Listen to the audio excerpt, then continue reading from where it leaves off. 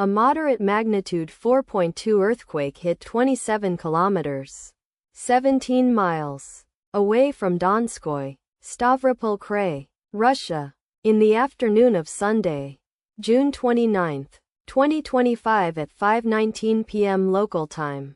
Europe, Moscow GMT+3.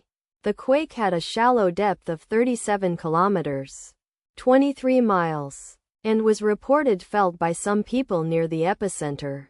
First to report, GFZ after 6 minutes. Data source from Volcano Discovery.